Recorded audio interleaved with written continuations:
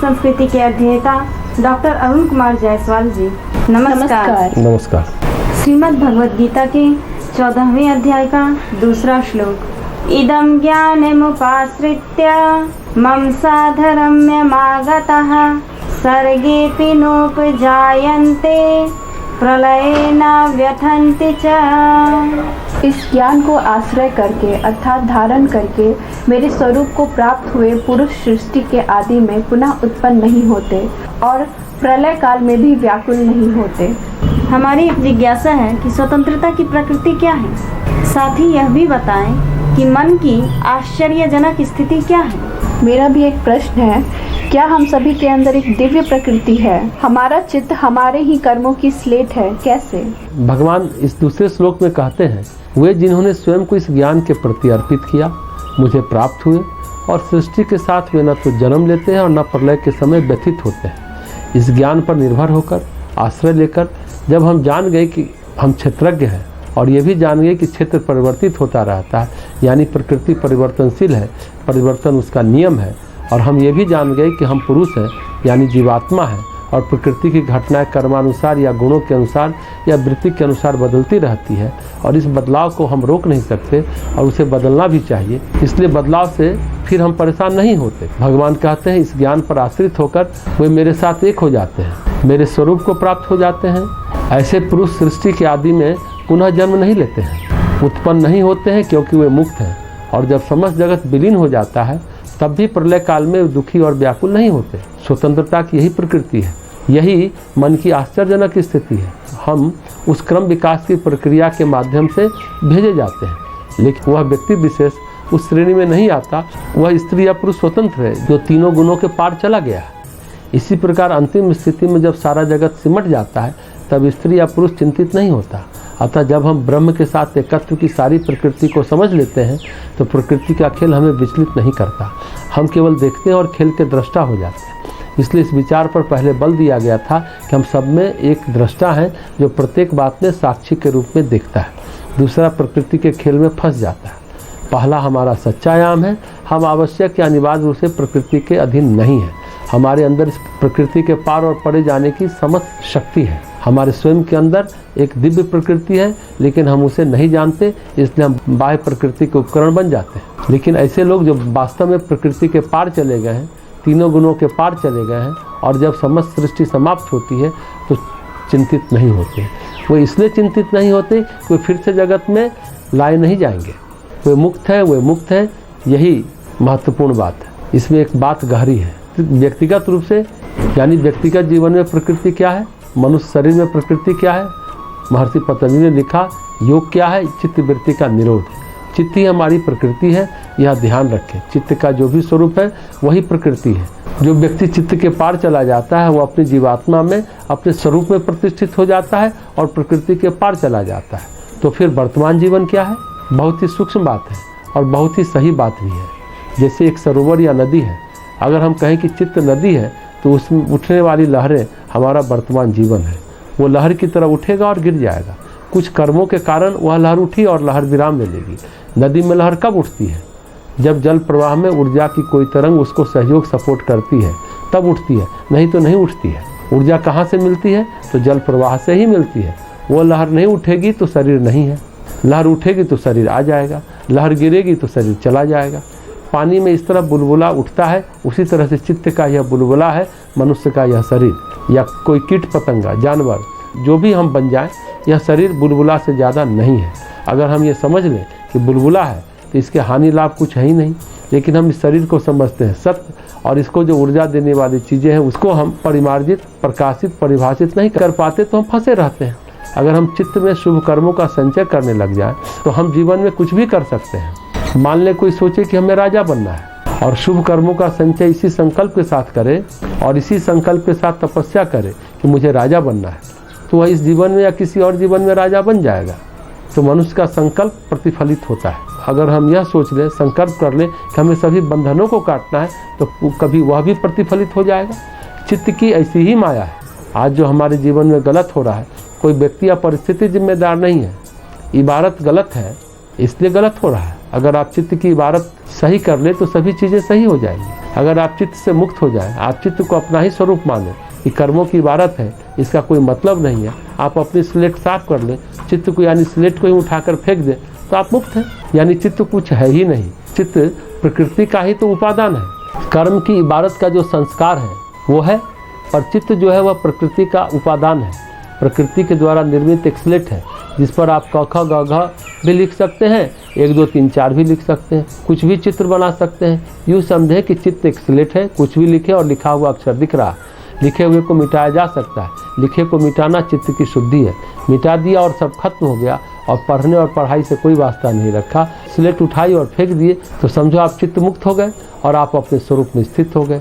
जब तक आप चित्त नामक स्लेट लिए घूमते हैं तब तक आप कुछ भी लिख सकते हैं, और जब आपके हाथ में स्लेट ही ना हो तो लिखेंगे क्या? चुपचाप बैठेंगे शांत भाव से, तो शांत भाव से बैठना ही दृष्टा को अपने स्वरूप में बिठाना है। श्रीमद् भगवद गीता के 14वें अध्याय का 3रा श्लोक। मम योनिर्महद् ब्रह्म तस्मिन् गर्भं दधाम्यहं संभवः सर्वभूतानां ततो भवति भारत।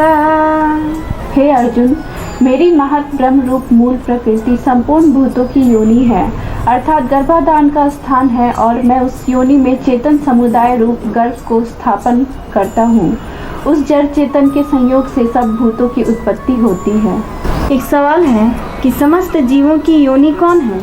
साथ ही यह भी बताएं कि उस योनि में गर्भाधान करने वाला पिता कौन है? मेरा भी एक प्रश्न है, भगवान का गर्भाशय कौन है? इस जगत का नारी सिद्धांत क्या है? साथ ही यह भी बताएं कि सामान्य स्त्री पुरुष के मिलन और प्रकृति और पुरुष के मिलन में क्या अंतर है? भगवान इस 3रे श्लोक में गहरी बात कह रहे हैं। हे अर्जुन, गर्भाशय है प्रकृति और मैं बीजारोपण करने वाला पिता हूँ। इसी से समस्त जीवों का जन्म होता है। जड़ चेतन के संयोग से समस्त भूतों की उत्पत्ति होती है। यहाँ प्रकृति है और परम प्रभु है। अंततोगत्वा समस्त प्रकृति केवल दिव्य प्रकृति का अंश है। वेदांत दर्शन प्रकृति का अस्तित्व नहीं मानता। वेदांत कहता है सब माया है, एकमात्र सत्य परमात्मा है, परब्रह्म परमेश्वर और वही ब्रह्म सर्वत्र। लेकिन सांख्य दर्शन कहता है कि 2 अस्तित्व है, एक प्रकृति और एक पुरुष। पुरुष का अर्थ है शरीर आत्मा और वह बाहुल्य है। पुरुष असंख्य है लेकिन प्रकृति एक है, और प्रकृति इस पुरुष इस मनुष्य को 3 गुणों से युक्त सापेक्षता के इस जंजाल के द्वारा जकड़ती है, और मनुष्य इसमें फंस जाता है। वह व्यक्ति बद्ध हो जाता है, और कुछ समय के बाद वह स्त्री या पुरुष इस सत्य को समझ जाता है और वह इससे स्वयं को पृथक करता है और मुक्त हो जाता है। सांख्य इसको इसी प्रकार दर्शाता है। जिस प्रकार सांख्यों ने समस्त प्रकृति को एकीकृत किया, वेदांत ने पुरुषों की बहुलता को एकीकृत किया तथा प्रकृति और पुरुषों को एक असीम ब्रह्म में एकीकृत किया। उन एकत्र दर्शनों को अद्वैत दर्शनों में प्राप्त किया, एक न कि 2। केवल एक ही एकल सत्ता है, इसलिए ये सब माया है, क्योंकि अंत में यह सब वापस चला जाएगा। इस प्रक्रिया से हमें प्रकृति पृथक रूप में मिलती है, पर वह स्वयं पुरुष से आती है, इसलिए यहाँ कोई द्वैत नहीं है।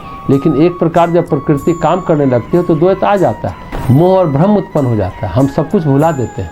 इसी मोह से स्वतंत्र होने के लिए अध्यात्म कहा जाता है। आध्यात्मिक जीवन और अध्यात्म पर आधारित दर्शन का यही उद्देश्य है। हालांकि यह कठिन कार्य है कि मुक्त हो जाओ। कैसे मुक्त हुआ जाए? कोई मुझे रोकता है मानो कोई मुझे बांधता है, इससे कैसे मुक्त हुआ जाए? मानव हृदय की सबसे बड़ी लालसा मुक्ति है, और यह भी कि उसे कैसे प्राप्त किया जाए। पहले के अन्य अध्याय में कहा गया कि जीवात्मा मानव आत्मा स्वतंत्रता खोजती है। प्रत्येक व्यक्ति स्वतंत्रता खोज रहा है, अतः हमें स्वयं को प्रकृति से इस स्वतंत्रता को खोजना है। हमारे अंदर स्वयं की उच्चतर प्रकृति है, एक दिव्य प्रकृति है। एक प्रकृति एक प्रकार की है और एक प्रकृति जो आंतरिक प्रकृति है वो दूसरे प्रकार की है। दोनों ही प्रकृति है, दोनों मिलकर वास्तविकता की संपूर्णता बनती है। पहले के अध्याय में अपरा प्रकृति और परा प्रकृति कहा गया। भगवान ने कहा यह ब्रह्मांड यह प्रकृति मेरी निरंतर प्रकृति है, ईश्वर पुरुष में परमात्मा का स्फुलिंग है, वह मेरी उच्चतर प्रकृति है, और इन दोनों के बीच में मैं वास्तविक कारण हूँ, समस्त जगत का वास्तविक आधार हूँ। आचार्य शंकर भी टिप्पणी करते हैं, इन दोहरी प्रकृतियों के माध्यम से मैं सर्वज्ञ प्रभु समस्त जगत का कारण हूँ। यही एकता अद्वैत वेदांत में आती है। प्रकृति और आत्मा दोनों ही परमात्मा में रची बसी है, अर्थात ब्रह्म में जिसकी प्रकृति शुद्ध चेतन है। भगवान कहते हैं मेरा गर्भाशय है यह प्रकृति, इसे महत ब्रह्म या महत ब्रह्मा भी कहते हैं, और इस जगत की उत्पत्ति के लिए इस ब्रह्मा को सक्रिय किया जाता है। मैं इसमें बीजारोपण करता हूँ जीव जगत के क्रम विकास के लिए। मैं इस प्रकृति को सक्रिय करने में कारण हूँ। आधुनिक जीन विज्ञान में एक समानांतर विचार पाया जाता है। एक तत्व से दूसरा तत्व युक्त होने पर नया जीवन उत्पन्न होता है। इन दोनों से, इन दोहरी प्रकृति से समस्त जगत अस्तित्व में आता है। अतः इस प्रकार की जन्म प्रक्रिया के लिए मैं ही इस प्रकृति को सक्रिय करता हूँ। इस प्रकार नई पीढ़ियाँ आती है और प्रकृति उससे पृथक हो जाती है। प्रकृति समस्त सृष्टि की माता बन जाती है। उस प्रकृति के लिए हम जगदम्बा, देवी माता, दिव्य माता आदि शक्ति शब्द का प्रयोग करते हैं। और यह विचार है शक्ति, पराशक्ति, आदि शक्ति, यही नारी सिद्धांत है। इस जगत के पीछे यही नारी सिद्धांत है। अनेक लेखकों ने और कवियों ने भी इसका संदर्भ दिया। गेटे जर्मन के एक नाटककार हुए, उन्होंने एक नाटक लिखा दशार्थ, जिसकी समाप्ति होती है इस कथन से कि अनादि नारित्व हमें चलाता रहता है। ये एक अद्भुत कथन है, एक अनादि नारित्व है। इसे हम अपनी भाषा में प्रकृति कहते हैं, महाप्रकृति, इस ब्रह्मांड की दिव्य जननी, और यही हमारे पिता है। माता पिता का विचार स्वयं सृष्टि के उच्चतर स्तर पर समस्त जीव स्तनपाइयों के जीवन से लिया गया है। हे अर्जुन, सभी जीव इस संयोग से उत्पन्न होते हैं। यहाँ दो सिद्धांत है, ब्रह्म और प्रकृति, शिव और शक्ति। इन दो की जरूरत पड़ती है और इसमें से समस्त ब्रह्मांड आता है, लेकिन अनिवार्यतः ब्रह्म और प्रकृति एक है। श्री रामकृष्ण ने कहा ब्रह्म और शक्ति भिन्न है। ब्रह्मांड की सृष्टि के उद्देश्य से इन दोनों में भेद किया जाता है, लेकिन अनिवार्यतः दोनों एक ही हैं, एक दूसरे की शक्ति है। ब्रह्म का वास्तविक बल शक्ति में देखा जाता है। दोनों मिलकर ब्रह्मांड की उत्पत्ति, स्थिति और विलय बनाते हैं। ये शक्तियाँ महाकाली, महालक्ष्मी और महासरस्वती हैं। तो निष्कर्ष यहाँ है कि जैसे स्त्री पुरुष मिलते हैं, गर्भाधान होता है, गर्भ में बीज पड़ता है, फिर उसका विकास होता है और फिर जन्म होता है। तो भगवान कहते हैं ये जो महत ब्रह्म है, महत तत्व है, ये प्रकृति जो है, ये है स्त्री तत्व, गर्भाशय, गर्भ, और अहम है इसमें बीजारोपण करने वाला। सारा काम प्रकृति करती है, सारा काम स्त्री के द्वारा होता है। पुरुष को गर्भाधान करना पड़ता है, बाकी 9 महीने नारी करती है, बच्चे को जन्म देना, पालन पोषण करना इत्यादि। लेकिन पुरुष का संयोग न हो तो स्त्री अकेले ये काम नहीं कर सकती। तो प्रकृति और पुरुष के मिलन से ये जीवन है और जीवन की विविधता है। सामान्य स्त्री पुरुष मिलते हैं, या तो लड़का हो गया लड़की, लेकिन परमात्मा पुरुष के रूप में प्रकृति से मिलता है तो वृक्ष, वनस्पति, जीव जंतु, अनेक प्राणी, अनेक विविधतापूर्ण जीवन जन्म लेता है। प्रकृति और पुरुष के मिलन का परिणाम ये सृष्टि है। इसलिए प्रकृति है आदि माता और पुरुष है परम पिता। माता पिता की कल्पना इसी रूप में की गई है। जहाँ तक ब्रह्मांड की उत्पत्ति, स्थिति और विलय की बात है, तो तमस का निवारण होगा तो महाकाली से तो उत्पत्ति आएगी, महालक्ष्मी उसे बनाए रखेगी, ऐश्वर्य, सुख, संपदा और समृद्धि आएगी महालक्ष्मी से, फिर महासरस्वती उसको चरम पर पहुँचाएगी, फिर चरम पर पहुँचाकर फिर विलय हो जाएगा। बाहरी स्थिति में तो स्त्री का संहार होता है, महाकाली करती है, बाहरी सृष्टि में महाकाली से विलय होता है। लेकिन आंतरिक स्थिति में जब बोध होता है, बोध का चरम होता है, ज्ञान होता है, तो जीवात्मा प्रकृति से मुक्त हो जाती है। वो भी विलय है, वो भी प्रकृति लय है।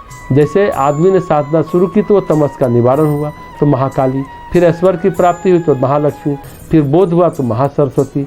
जब बोध होगा तो क्या होगा? प्रकृति का लय हो जाएगा, प्रकृति से छुटकारा मिल जाएगा, प्रकृति समाप्त हो जाएगी, विलीन हो जाएगी और जीवात्मा अपने स्वरूप में प्रतिष्ठित हो जाएगा। बाह्य स्वरूप, बाह्य प्रकृति में महाकाली प्रलय लाएगी, महालक्ष्मी स्थिति बनाएगी, महासरस्वती प्रकाश लाएगी। फिर सत्व का अतिरेक हो गया तो प्रकृति लय पर कोई गुण अतिरेक में पहुंच जाता है तो सृष्टि प्रलय की स्थिति में आ जाती है। तीनों गुणों का संतुलन होना चाहिए, तब सृष्टि चलती रहती है। इसलिए भगवान शिव त्रिशूल धारण करते हैं। त्रिशूल तीनों गुणों के संतुलन को बनाए रखता है। अगर असंतुलित स्थिति है तो प्रलय ला देती है।